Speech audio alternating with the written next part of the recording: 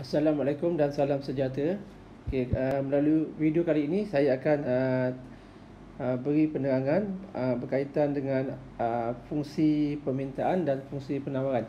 Seperti yang anda tengok dalam skrin, katalah kita ada satu fungsi permintaan P sama dengan 65 tolak 0.07Q.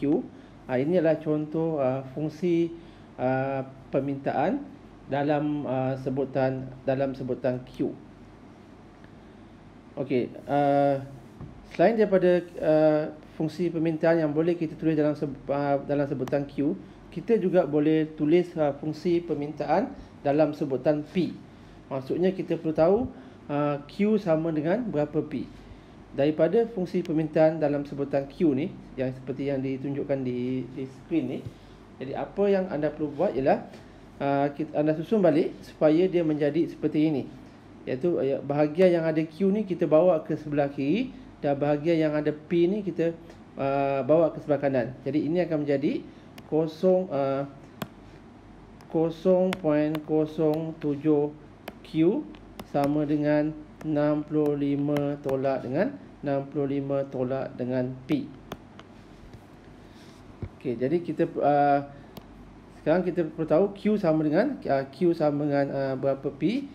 Jadi bila kita susun balik, bila kita ringkaskan, dia akan menjadi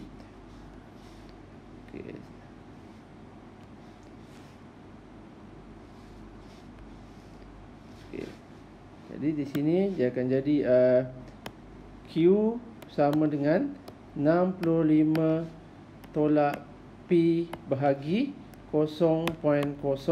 Okey, ini adalah kita masih boleh ringkaskan. Jadi kalau kita pecahkan dia kepada 2 di sini, dia akan jadi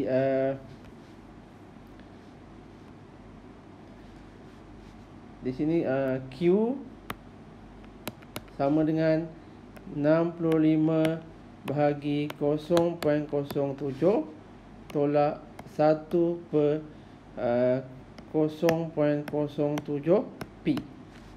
Jika kita susun dia balik, seperti yang ini. Jadi seterusnya bila kita ringkaskan lagi, kita akan dapat Q sama dengan 65 bahagi 0.07 lebih kurang 928.571 tolak 1 bahagi 0.07 bersamaan lebih kurang 14.286 P. Jadi apa yang saya baru tulis ni, ini adalah fungsi permintaan dalam sebutan P. Berbanding dengan fungsi permintaan yang awal tadi, yang seperti yang saya tulis pada peringkat awal tadi. Kalau saya ringkaskan kat sini daripada apa yang kita dapat tadi, fungsi permintaan pada peringkat awal seperti yang ditunjukkan dalam skrin di sini, P sama dengan 65 tolak 0.07. Ini adalah fungsi permintaan dalam sebutan Q. Manakala yang di bawah ini yang kita dapat tadi, ini adalah juga fungsi permintaan tapi dalam sebutan P, iaitu Q sama dengan 928.57 tolak 14.286 P. Okey, apa yang kita dapat daripada fungsi permintaan yang ini? Daripada fungsi permintaan dalam sebutan P ni, jadi kalau kita lihat dia punya nilai 14.286 ni bermaksud sekiranya harga meningkat sebanyak RM1, kuantiti permintaan akan berkurangan sebanyak 14.286 unit.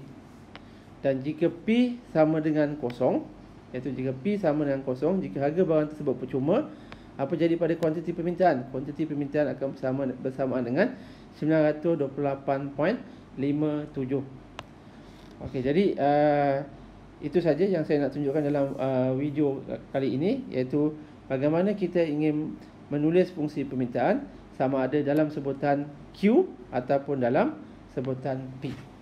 Okey, itu saja untuk kali ini. Sekian, terima kasih.